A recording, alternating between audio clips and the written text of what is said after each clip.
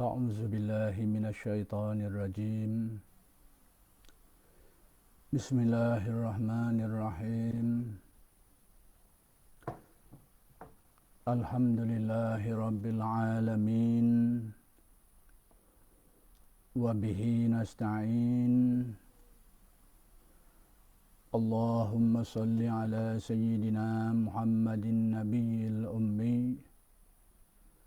وعلى آله وصحبه وسلم.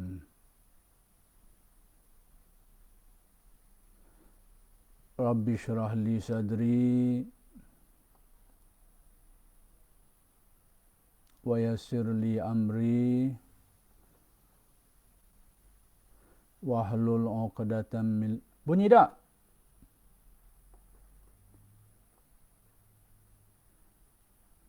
Lek.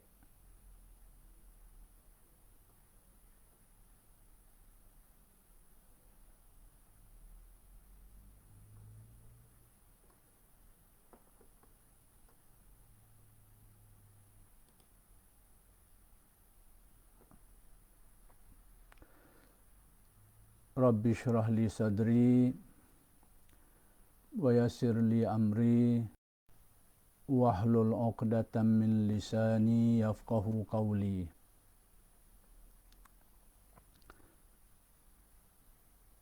Wala hawla wala quwwata illa billahil aliyyil azim.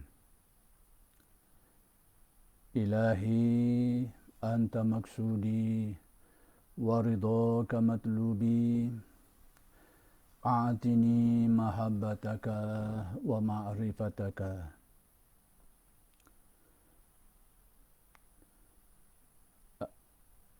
Alhamdulillah wa syukru lillah, wassalatu wassalamu ala rasulillah, amma ba'du. Bersyukur kehadirat Allah Subhanahu wa Ta'ala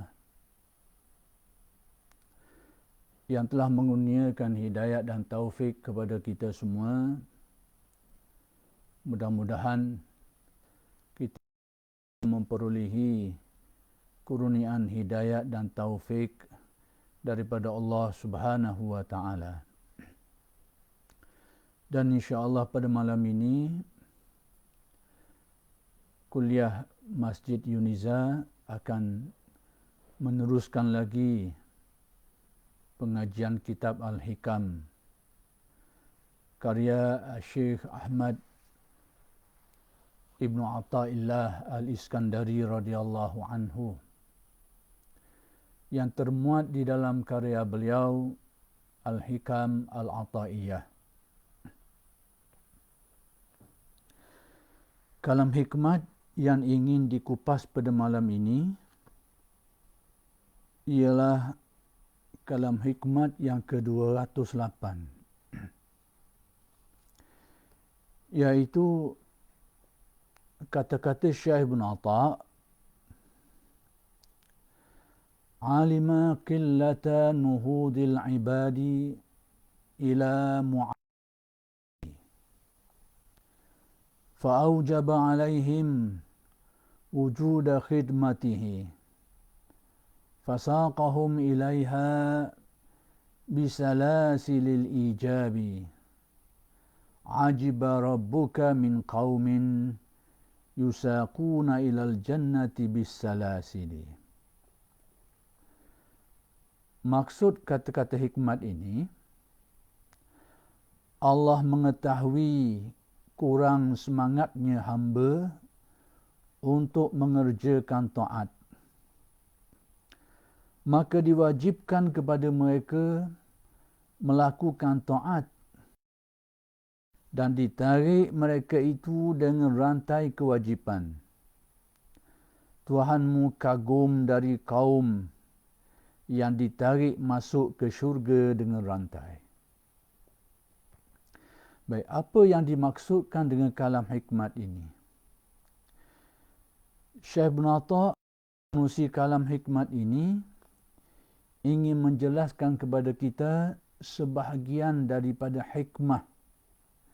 Hikmah Allah Subhanahu wa Ta'ala mewajibkan ke atas kita melaksanakan kewajipan-kewajipan agama. Jadi kita ini sebagai seorang Muslim diperintahkan oleh Allah Subhanahu Wa Taala melaksanakan kewajipan-kewajipan agama. Dan kita yang melaksanakan kewajipan agama itu, keadaan kita berbagai-bagai. Ada kalanya bersemangat, ada kalanya lemah. Lemah semangatnya itu. Jadi, kenapa demikian? Baik, kembali kita kena lihat balik kepada konsep hukum taklif. Allah Subhanahu Wa Taala telah mentaklifkan kepada kita hukum-hukum yang sebahagiannya menjadi kewajipan, sebahagiannya itu digalakkan, sebahagiannya itu berupa larangan yang mesti ditinggalkan, sebahagiannya merupakan larangan yang dituntut untuk ditinggalkan. Jadi semua ini kita sudah tahu berkait dengan hukum wajib, sunat, yang haram, yang makruh, dan di sana ada yang harus. Jadi sekarang kita ini sebagai umat muslimin ini telah ditaklifkan Allah dengan hukum-hukum ini. Apa arti taklif? Taklif itu suatu bebanan. Dengan arti Allah Ta'ala telah membebankan kepada kita kewajipan-kewajipan ini. Jadi apa yang dapat kita faham daripada taklif ini, bahawa dalam usaha nak melaksanakan perintah-perintah Allah Ta'ala ini, memang kita akan menanggung bebanannya. Rasa berat, rasa payah, kadang-kadang rasa malah dan sebagainya. Ibadah solat, ibadah puasa, ibadah haji, zakat. Jadi semua ibadah-ibadah ini secara umumnya pada dasarnya memang menjadi keberatan bagi kita, kepayahan bagi kita untuk melaksanakannya. Sebab itu dipanggil sebagai hukum taklif, al-ahkam at-taklifiyah. Kerana ada unsur-unsur kita terasa beban, rasa payah, rasa berat, susah nak melaksanakannya. Kadang-kadang berlaku juga ada setengah orang pada dia ringan melakukan satu perkara tapi berat pada perkara yang lain. Ada kalanya pada suatu waktu dia ringan melaksanakannya tapi pada waktu yang lain dia rasa berat dan payah.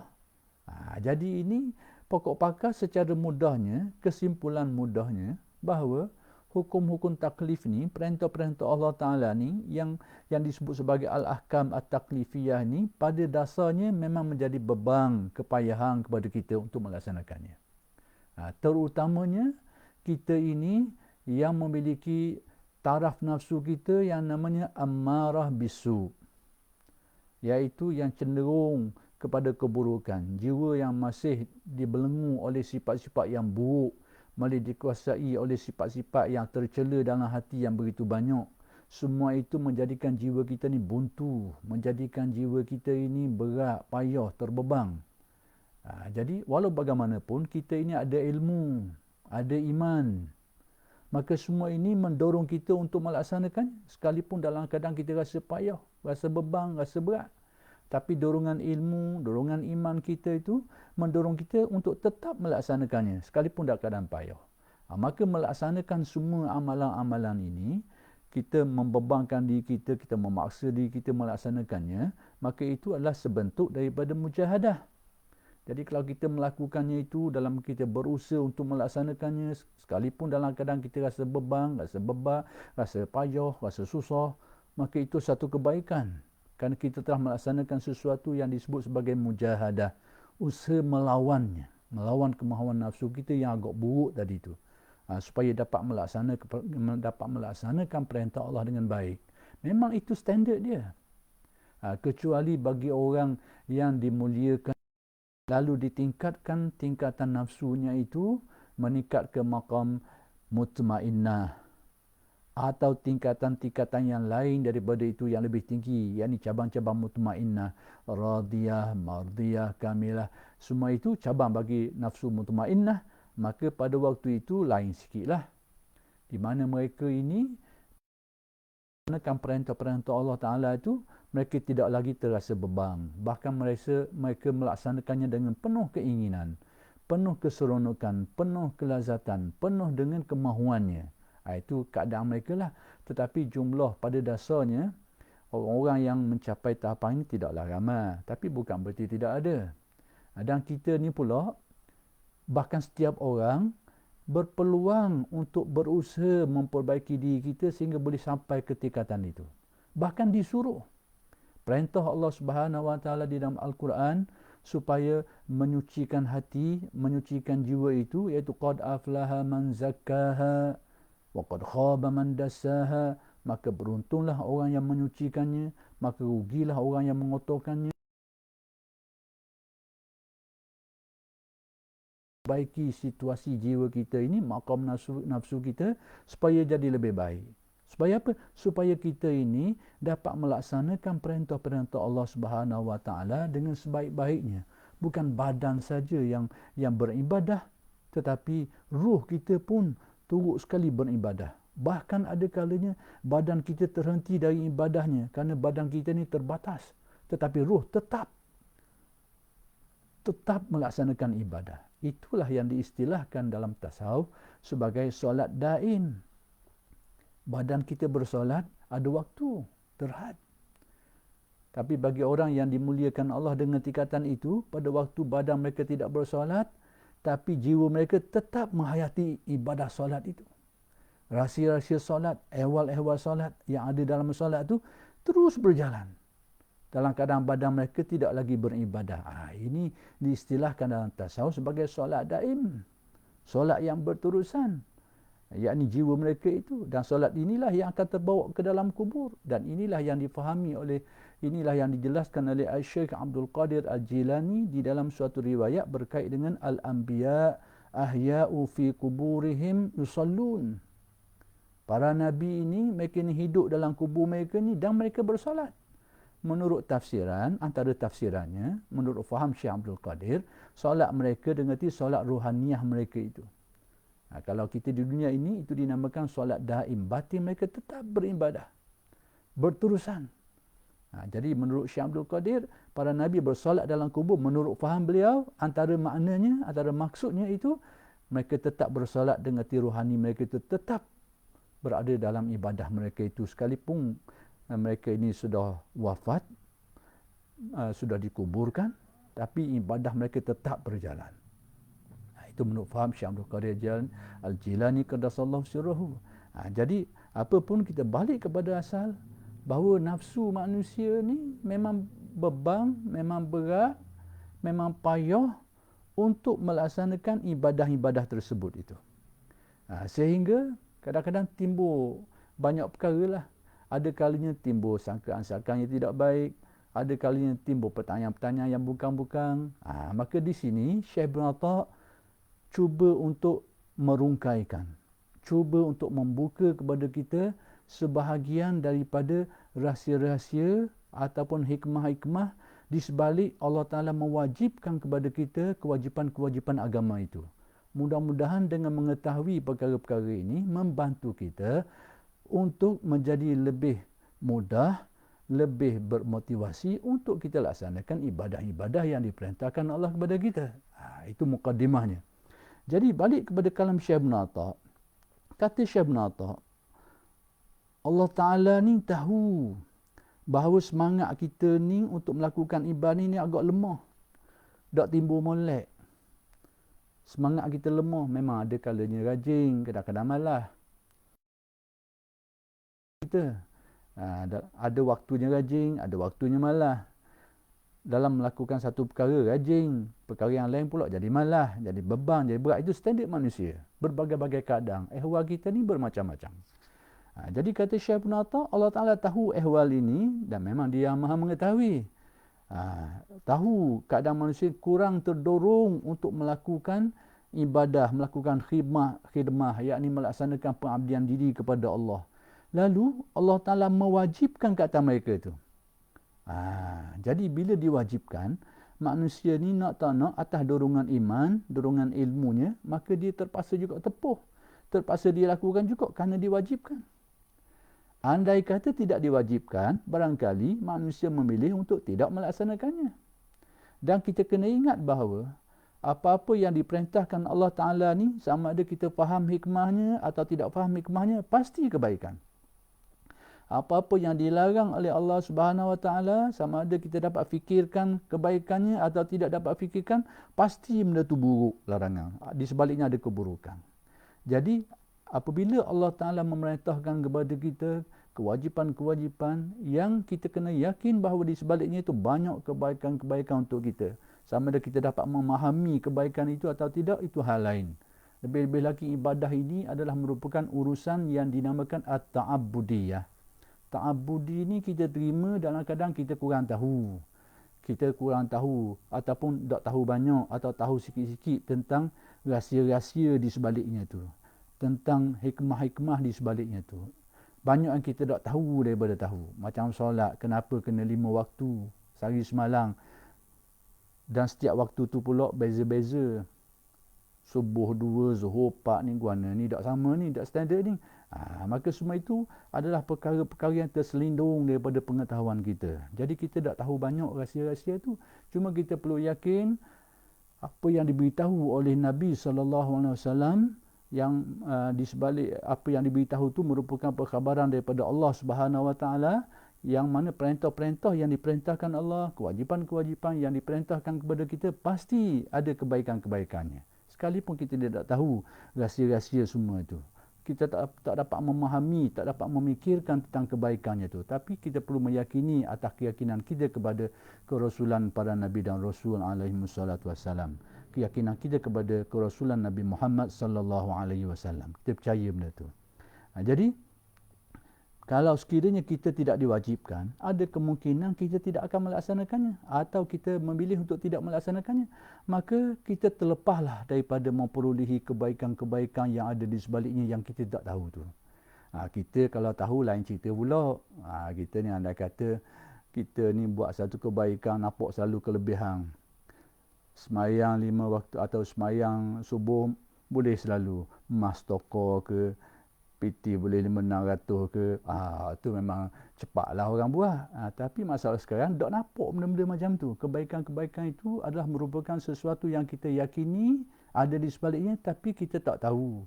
Kerana itu sebahagian daripada keimanan, masalah-masalah keimanan, kepercayaan yang kita ni diduga dalam hidup kita ini. Atas keyakinan itu kita terduga dengan semua itu. Jadi oleh kerana benda ni tak nampak depan mata, dan kalau tidak diwajibkan, ada kemungkinan kita tidak melaksanakannya. Lalu kita tak dapatlah kebaikan-kebaikan yang dijanjikan Allah di sebalik amalan-amalan, di sebalik apa-apa yang diperintahkan oleh Allah Subhanahu Wa Taala itu. Baik. Jadi demikianlah antara hikmah yang dapat difahami, antara hikmah yang dapat ditanggapi oleh Syekh Ibn Atta'. Dia bukan satu-satunya hikmah, antaranya yang dibukakan Allah kepada sebahagian para awliya. Jadi mereka memberitahu sebahagian yang dibukakan, yang difahamkan Allah kepada mereka. Tapi hakikat sebenarnya itu terserah kepada Allah. Allah Ta'ala lah yang maha tahu. Cuma ini sebahagian daripada kefahaman yang dibukakan Allah kepada para alim ulama kita. Dan di sini difahamkan Allah dan berkait dengan kalam hikmat ini, itu adalah apa yang difahamkan Allah, apa yang dibukakan Allah kepada Syekh Ibn Atta' ini. Baik. Kemudian dengan kewajipan itulah mereka ini ditarik kepada melaksanakannya. Lalu dia diumpamakan seperti rantai. Kewajipan-kewajipan tadi itu Syekh Ibn Atta' mentamsirkannya seperti rantai. Ikatan rantai. Orang itu diikat dengan rantai atau diterik. Kalau dah buat gini, dia tak pergi sekarang. Kalau dia dah buat gini, dia tak pergi.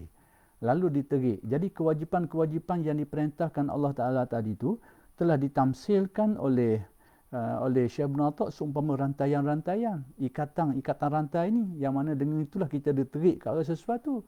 Terpaksa kita ikut. Kalau tak buat gitu, kita tak pergi sekarang. Itu gambaran yang cuba nak digambarkan oleh Syekh Ibn Atta'. Lalu Syekh Ibn Atta' seterusnya telah mendatangkan suatu potongan daripada hadis Nabi, iaitu ajiba rabbuka min qaumin yusaquna ilal jannati bisalasil. Allah Ta'ala ini ta'ajub terhadap satu kaum yang mereka ini ditarik ke arah syurga dengan rantaian. Jadi petikan hadis ini dijadikan sebagai asas ataupun sebagai salah satu dalil untuk sebagai salah satu daripada rujukan ataupun sebagai salah satu daripada sandaran yang nak memperkuatkan pengertian apa yang disebut oleh Syekh Ibn Atta' tadi tu. Yang ni Allah Ta'ala masa di akhirat nanti, Allah Ta'ala kagum terhadap satu kaum yang mana mereka ni ditarik ke syurga dengan rantaian-rantaian. Itu seperti yang cuba diungkapkan oleh Syekh Ibn Atta'. Baik, berkait dengan petikan hadis ini, ada beberapa perkara yang cuba saya nak jelaskan. Pertama sekali, berkaitan dengan perkataan Allah Ta'ala merasa ta'ajub, merasa kagum. Ini melibatkan persoalan akidah lah. Jadi berasaskan kepada kefahaman Ahlus Sunnah wal Jamaah, perkataan-perkataan seperti ini tidaklah menunjukkan bahawa itu adalah sifat bagi Allah. Itu adalah bahasa-bahasa yang merupakan bahasa-bahasa majaz, bahasa-bahasa kiasan yang digunakan untuk menjelaskan perkara ini. Dalam keyakinan Ahlus Sunnah, perkara-perkara seperti ini dijelaskan ataupun ditakwilkan dengan pengertian-pengertian yang sesuai dengannya. Dan saya tidak nak memanjamkanlah tentang masalah takwil, masalah tafwid. Cuma dibimbangi takut ada orang memahami secara zahir, dan itu bukan gaya faham Ahlus Sunnah wal Jamaah. Bahawa Tuhan tu masa ta'ajub, masa kagum. Jadi kalau kita ambil zahir, lafaz hadis ni kok, riwayat ni kok, Tuhan pun ta'ajub juga. Dia pun rasa heran juga. Dan banyak lagi lah perkataan-perkataan yang seperti ini. Seperti dalam riwayat hadis berkait dengan ziarah orang sakit ini. Allah Ta'ala berfirman dalam Al-Qudusi, abdi ana marid, wahai hamba-Ku, aku ni sakit. Jadi kalau kita ambil zuhir lafaz hadis tu, berarti Allah Ta'ala tu juga sakit juga. Mungkin ada setengah orang dia cuba memberi kefahaman, dia mengisbatkan perkataan tu, tapi dia cair sikit. Sakit yang layak bagi Tuhan. Jadi kita tak apa nak faham istilah tu. Sakit, tapi sakit yang layak bagi Tuhan. Tak apa nak takak sikit. Jadi gaya Ahlus-Sunnah tidak seperti itu. Kalau ada orang nak pakai pasal tu, nak pakai cari tafsiran seperti itu, terserahlah. Tapi nak beritahu itu bukan gaya Ahlus-Sunnah wal Jamaah yang dipelopori oleh Asy'ariyah dan Maturidiyah dalam memahami nas-nas Al-Quran dan hadis-hadis seperti ini. Baik, kemudian dikatakan di sini mereka ini telah dibawa ke syurga dengan rantaian. Jadi Syekh Ibn Atta' mendatangkan ungkapan ini untuk menguatkan makna yang disebut tadi itu, iaitu sebagai suatu kewajipan yang diumpamakan seperti rantai, yang mana dengannya seseorang itu ditarik untuk macam dipaksa lah untuk melaksanakan satu kewajipan yang dengannya dia menjadi sebab dia itu dibawa ataupun dimasukkan ke dalam syurga di akhirat nanti. Cuma saya nak jelaskan aspek lain tentang potongan hadis ini, bahawa ahli tasawuf, ulama-ulama tasawuf yang lain melihat hadis, potongan hadis yang sama, tapi menjelaskan aspek yang agak lain daripada apa yang dijelaskan oleh Syekh Ibn Atta' tadi tu, iaitu salasil ataupun rantaian ni difahami oleh ulama-ulama tasawuf dalam bentuk salasilah.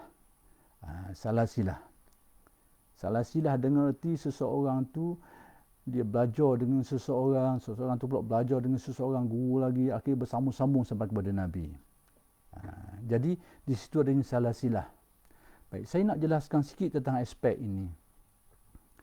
Dalam dunia Islam ni ada beberapa bentuk salasilah ni. Kalau kita panggil sanak lah, sanak ilmu. Baik, saya nak jelaskan sikit supaya mudah-mudahan memberikan kefahaman kepada kita semualah. Baik, sanak ni, sanak arti sandaran. Sandaran, kat mana kita ambil ilmu tu? Ambil dari mana? Ambil daripada batang kayu? Ambil daripada buku? Ataupun ambil daripada siapa? Orang tu, orang ni? Jadi itu tempat sandarannya.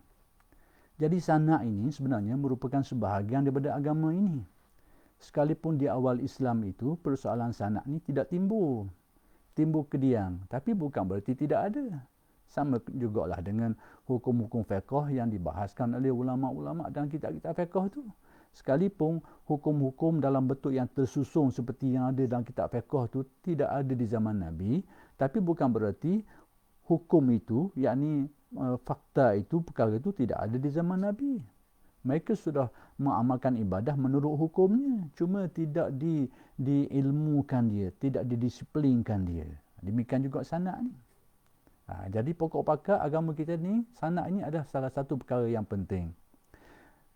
Abdullah bin Al-Mubarak, seorang tabi'in, dia kata al-isnad ini minad din. Ini sandaran ilmu ni adalah sebahagian daripada agama. Sebab apa? Kalaulah tidak kerana isnad ni, maka seseorang tu akan bebas. Dia boleh cakap apa saja. Akan berkatalah siapa saja dan menurut apa yang dia nak. Dia boleh cakap, siapa saja pun boleh bercakap dan dia boleh cakap apa saja. Sebab apa? Tak ada sandaran. Dan kita nak kata betul salah macam mana? Tak ada ukuran. Siapa saja pun boleh bercakap dan dia nak cakap apa benda pun boleh berlaku. Tapi oleh kerana ada sanak ni, sandaran ni, kita boleh tanya dia, mengambil mana ilmu ni? Sandarannya di mana? Mana tempat rujuknya? Jadi sebab itu kata Abdullah bin Al-Mubarak, al-isnadu minad din. Jadi sanak ini, sandaran ini sebahagian daripada agama. Sebab apa? Dia menjadi salah satu daripada perkara yang dapat mengawal kebenaran agama ini daripada sumber-sumber yang salah.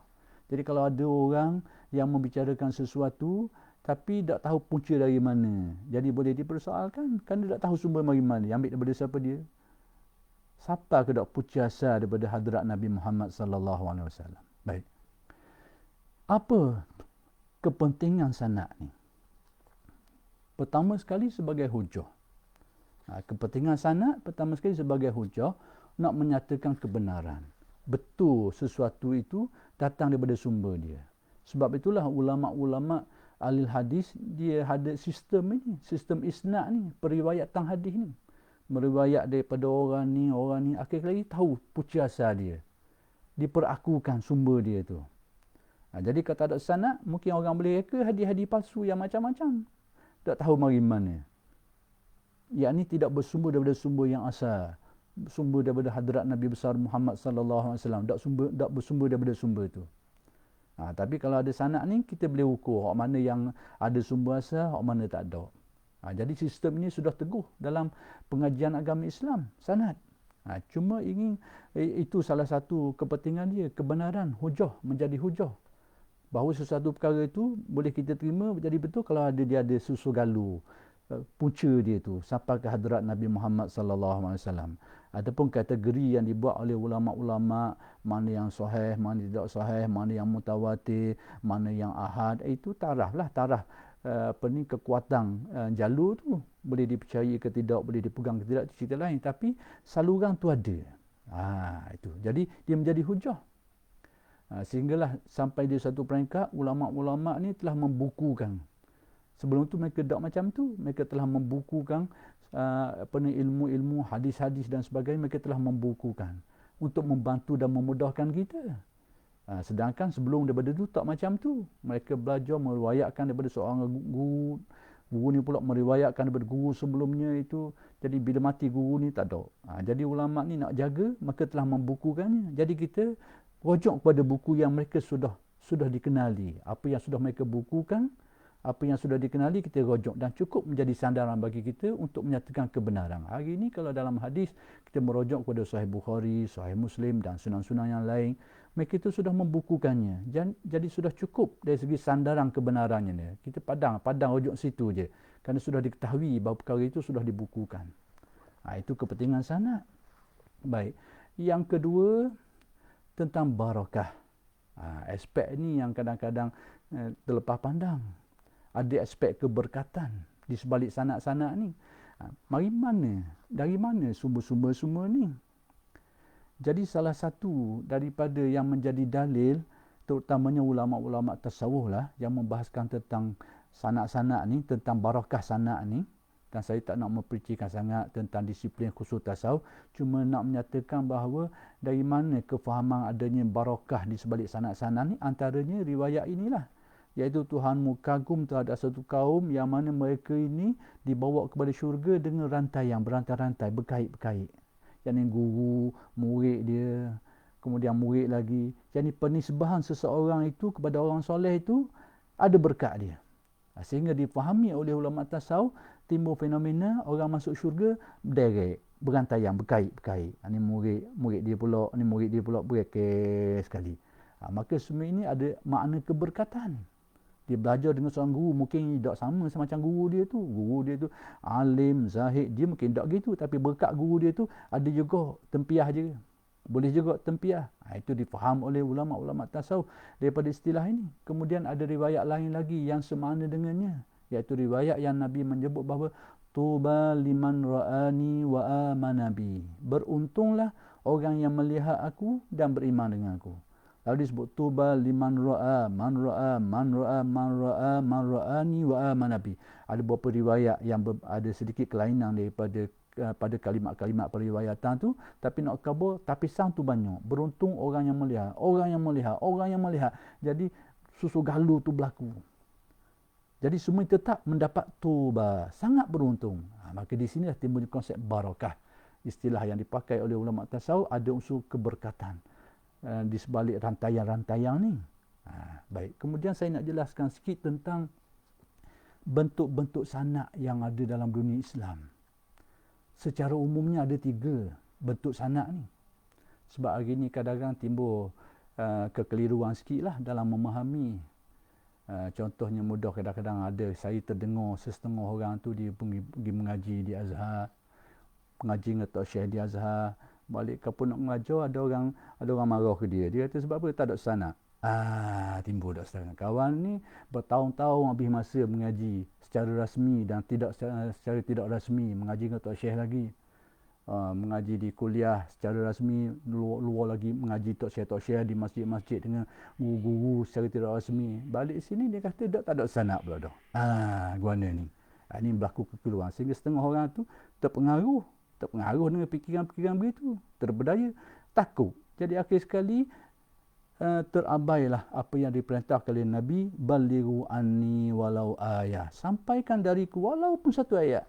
Tapi takut tadi ni, kerana termakan dengan kefahaman tentang sanak yang agak sepik ni, akhirnya dia takut. Sebab dia sendiri tak apa yakin dengan apa dengan perkara ni, kerana kurang memahami. Baik, saya nak jelaskan perkara ni.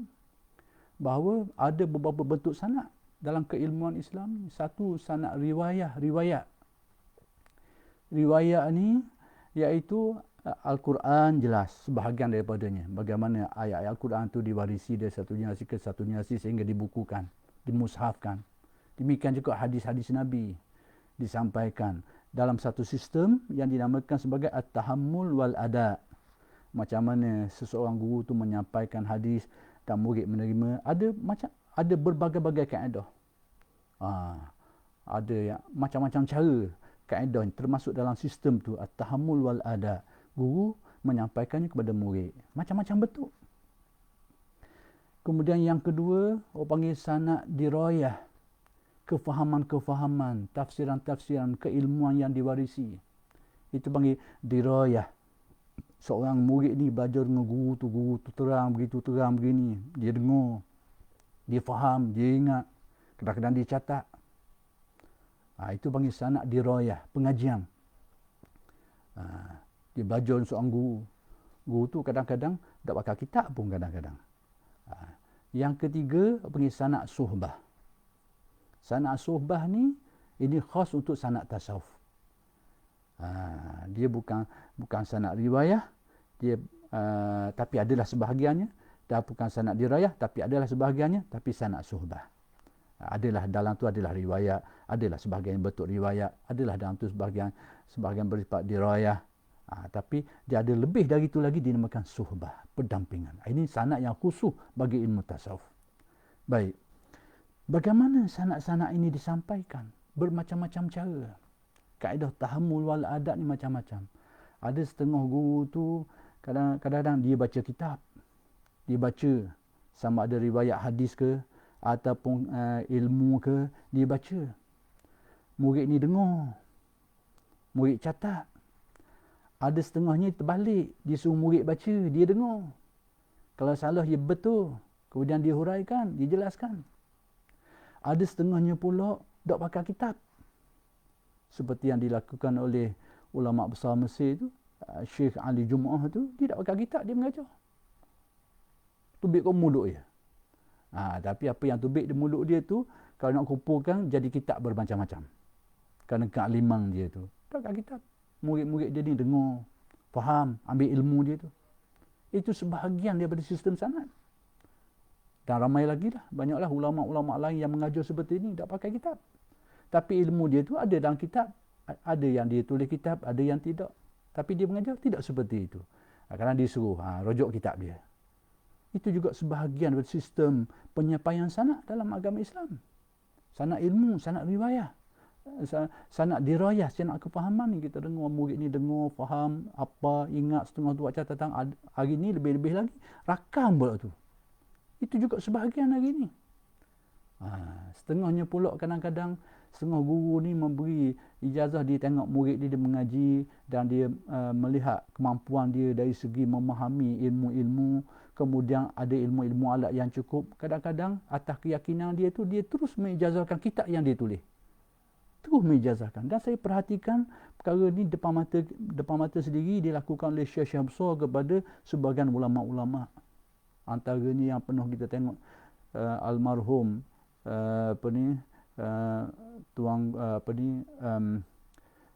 Syekh Tuan Guru Haji Abdul Rahman Pombeng di negeri kita ni, almarhum dulu. Sewaktu almarhum Syekh Said Muhammad Alawi Al-Maliki mari ke sini, dia memberikan ijazah sejumlah kitab-kitabnya kepada beliau ini.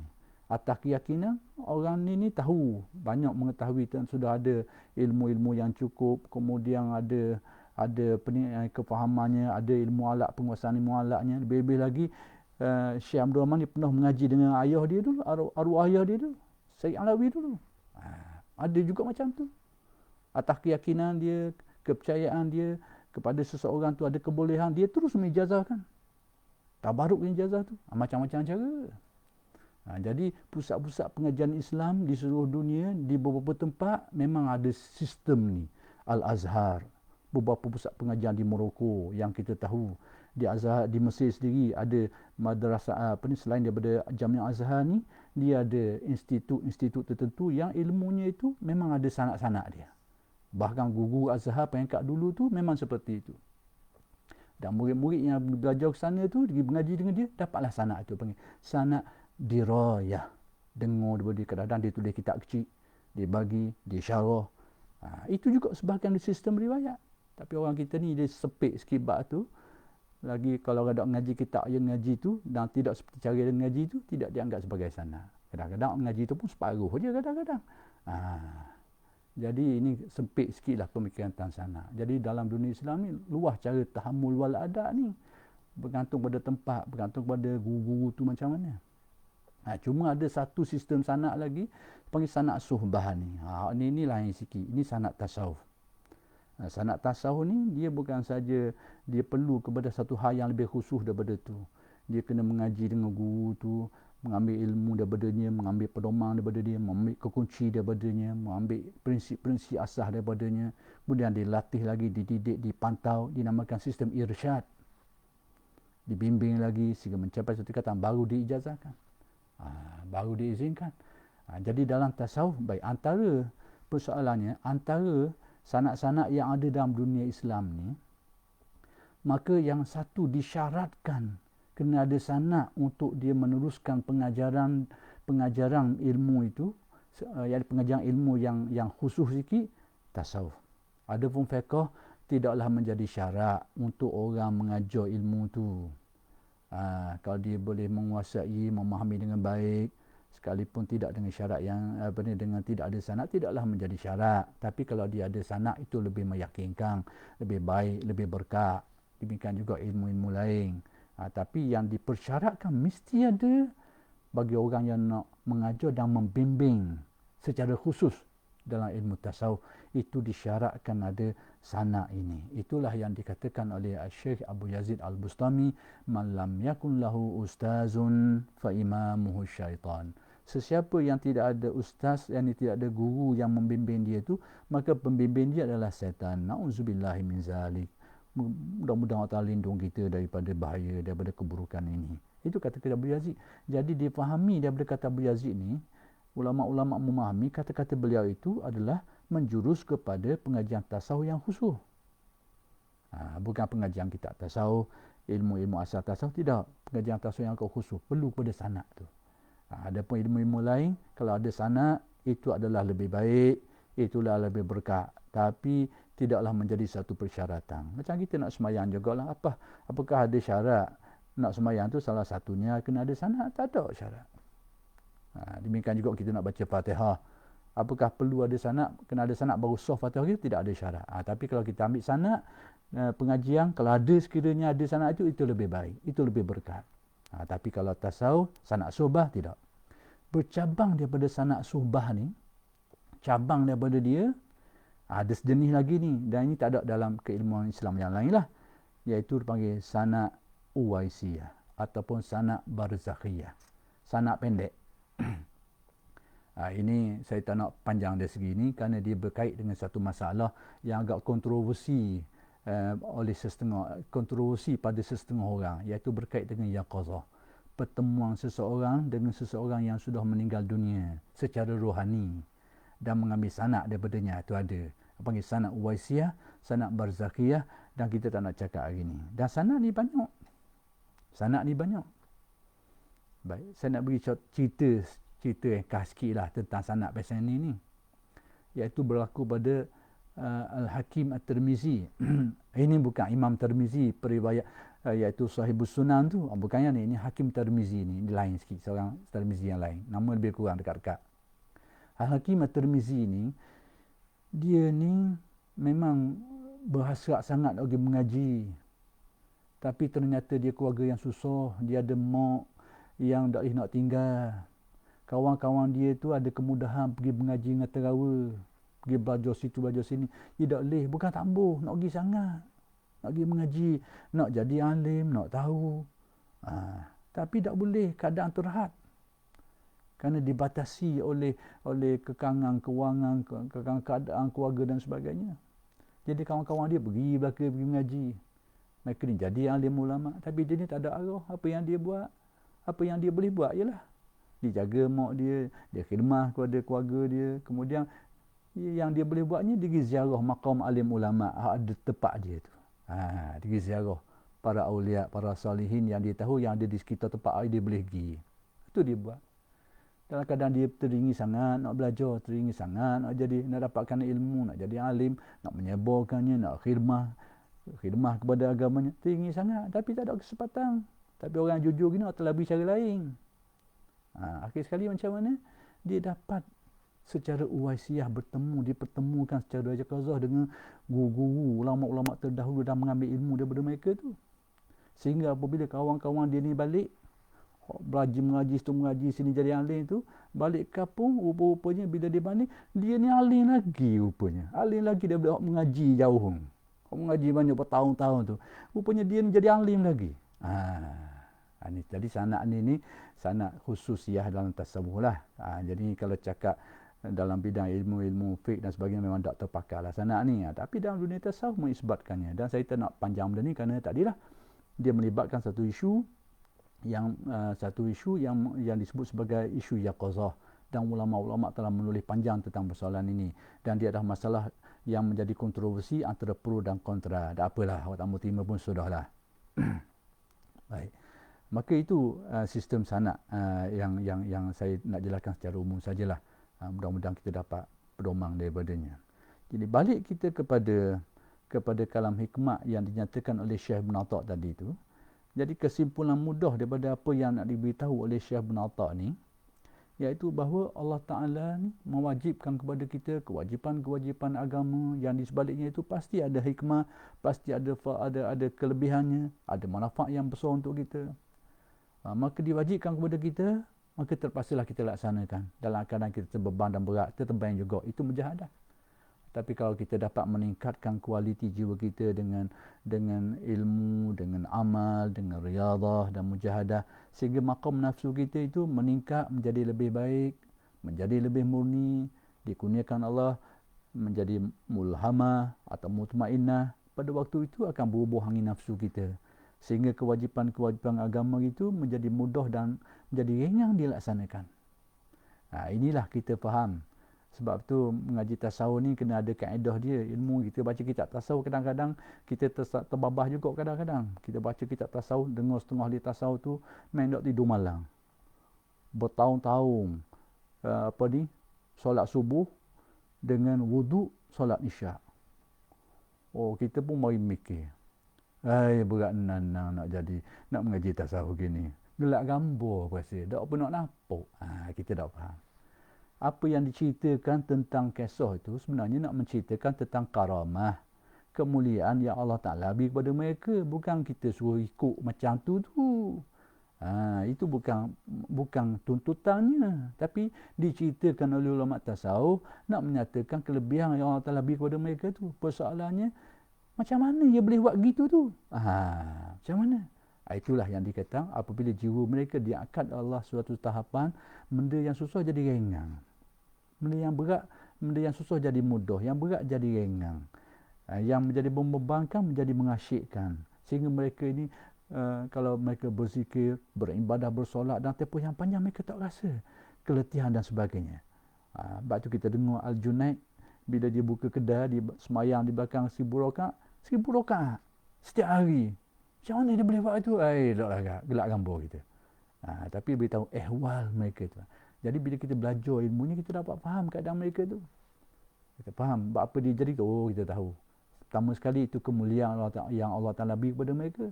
Kemudian kalau perincinya, kita tahu keadaan jiwa mereka itu yang diangkat tahapan nafsunya menjadi mutmainnah, radiyah, mardiyah, sehingga mereka ni melakukan ibadah pada mereka masa sekejap, tapi pada kita sudah berjam-jam. Itu rahsia dia. Jadi oleh kerana sudah masuk jam waktu isyak, kita berhenti setakat ini dulu dan insya-Allah kita akan sambung pada kuliah-kuliah yang akan datang. Aqulu qawli hadza wa astaghfirullahal azim li wa lakum. Assalamualaikum warahmatullahi wabarakatuh.